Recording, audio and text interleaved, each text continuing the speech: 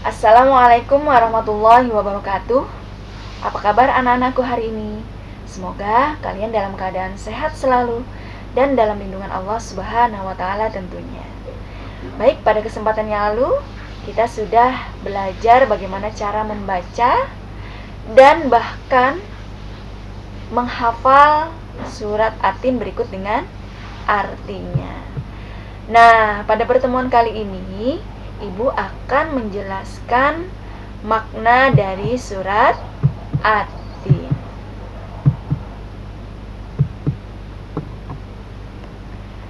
Apa sih surat At-Tin itu? Surat At-Tin adalah buah tin. Surat At-Tin ini surat yang ke-95 di dalam Al-Quran. Ibu mau tanya, berapa jumlah surat yang ada di dalam Al-Quran? Betul sekali. Jumlah surat yang ada di dalam Al-Quran itu ada 114 surat. Nah, surat At-Tin ini ada surat yang ke-95. Kemudian surat At-Tin berjumlah 8 ayat. Surat At-Tin juga diturunkan di kota Mekah. Karena diturunkan di kota Mekah, maka tergolonglah surat Makkiyah. Kenapa diturunkan di kota Mekah? Karena pada waktu itu Nabi Muhammad belum hijrah ke kota Madinah. Makna surat At-Tin. Tahukah kamu makna yang terkandung dalam surat At-Tin? Surat At-Tin menjelaskan bahwa manusia merupakan makhluk yang terbaik yang Allah ciptakan. Kenapa demikian? Karena Allah memberikan manusia berupa akal, jasmani, rohani, dan juga nafsu dibanding makhluk-makhluk ciptaan yang lainnya. Jadi makhluk ciptaan yang lainnya ada beberapa yang memang tidak Allah ciptakan seperti halnya Allah ciptakan terhadap manusia. Tapi manusia akan menjadi makhluk yang rendah jika manusia tersebut tidak beriman dan juga beramal soleh. Baik, surat At-Tin, makna dari surat At-Tin. Ibu akan menjelaskan dari ayat 1 sampai ayat 8. Ayat yang pertama.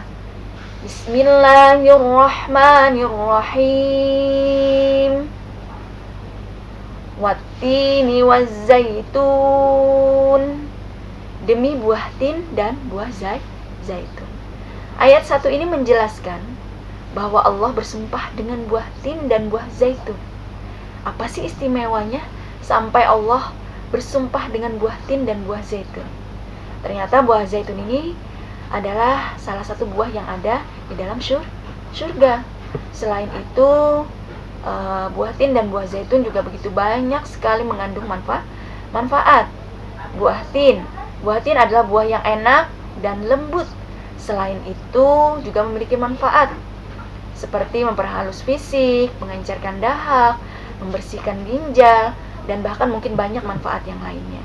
Begitu pula dengan buah zaitun. Nah, mungkin kalian pernah mendengar minyak zaitun. Ya, minyak zaitun itu dari buah zaitun.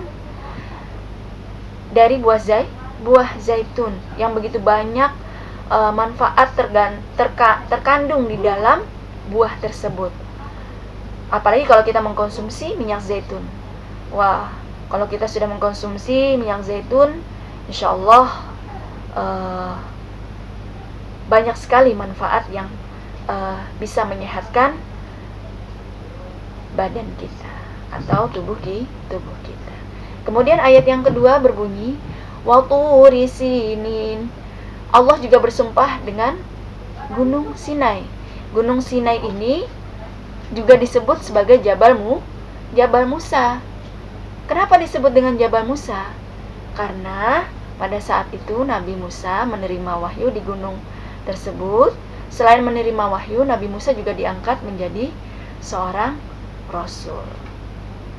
Ada lagi, Jabal Musa ini dijadikan tempat persinggahan oleh Nabi Muhammad pada saat Nabi Muhammad melaksanakan Isra Mi'raj. Untuk apa sih Nabi Muhammad singgah di sana? Sebagai penghormatan kepada Nabi Musa, karena diangkatnya Nabi Musa sebagai Rasul di gunung tersebut. Kemudian ayat yang ketiga dijelaskan, ayatnya yang berbunyi wahadzal baladil amin, dan demi negeri yang aman ini. Allah menjamin negeri yang aman atau negeri kota Mekah yang aman ini dari siapa? Dari Dajjal. Dajjal yang ingin memasuki kota Mekah tersebut. Tapi Dajjal tidak bisa memasuki kota Mekah tersebut. Jadi kota Mekah tersebut dijaga oleh para malaikat. Sehingga Allah memberikan jaminan negeri Mekah yang aman ini. Kemudian ayat yang keempat berbunyi, laqad khalaqnal insana fi ahsani taqwim.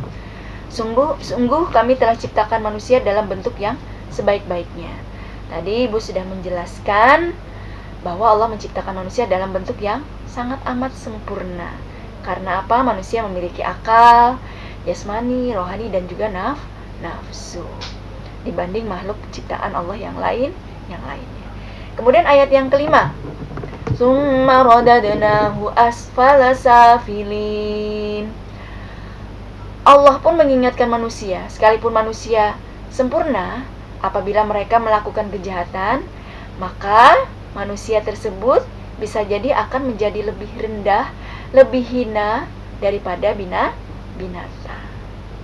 Jadi ada pengecualian, ya, yang dinyatakan sempurna, yang istimewa, yang manusia yang memiliki amal soleh dan juga beriman kepada Allah. Tapi kalau mereka tidak beriman, maka bisa jadi mereka seperti hewan.